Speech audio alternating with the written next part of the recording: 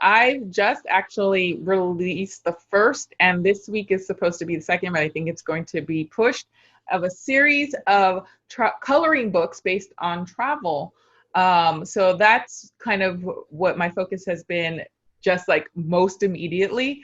But the rest is I have a production company. So we create content for different networks and publications. And so some of the stuff is going to slowly be rolling out because we film and produce these things, me and my team, at different times. And sometimes it all comes out at one time. And sometimes people are like, "Oh, you've been busy," and I've been busy, but there is still only 24 hours in a day. And when people decide to release things, sometimes it all comes at one time. And that it's fun to get the response of, I didn't know you've been doing that, that, and that.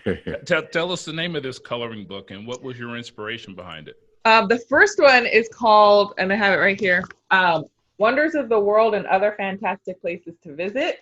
But it all really came together. I kind of had the idea, but when you're on the go all the time as travelers, some of these to-do list projects never get done. Right. And I've been able to do some of these things, but during lockdown and quarantine, coloring actually helps release anxiety and stress. I believe I read that you grew up in a Christian family.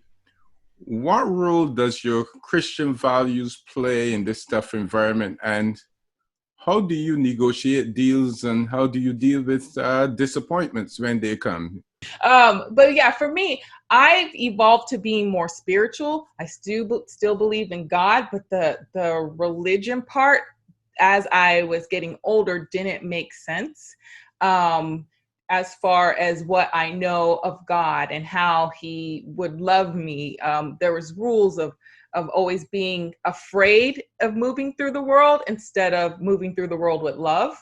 And so that really does shape me and how I move through the world interactively. I wasn't planning on getting off into a moral discussion, but one of the things that I always notice when I travel around the world is there's a core set of values that pretty much everybody in the global universe adheres to.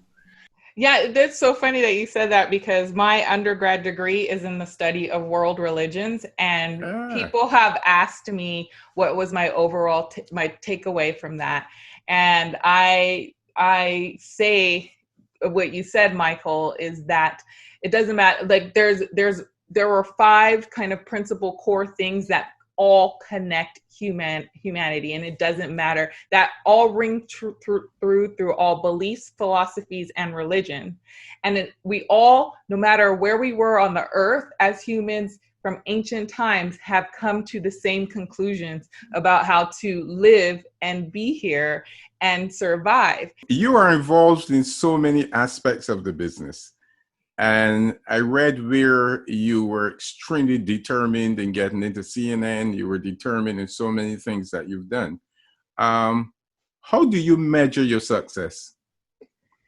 I think it was, and I wouldn't say so much the success part, but it's about like the journey part. It was, no one was going to give it to me. So I grew up in Southern California, where I had friends and was really exposed to and I grew up middle class to upper middle class Southern California. So I saw how just being cute and blonde full enough just gave you the opportunity. Yep. And opportunities didn't come that way to me, even though I was cute enough. Which actually brings me to your show Beyond the Usual, which I know is on Amazon, but you in the pre-interview you indicated it was syndicated other places, and the reason I bring it up, in addition to I want you to tell us about the show, is when you produce your own stuff and put yourself in front of the camera,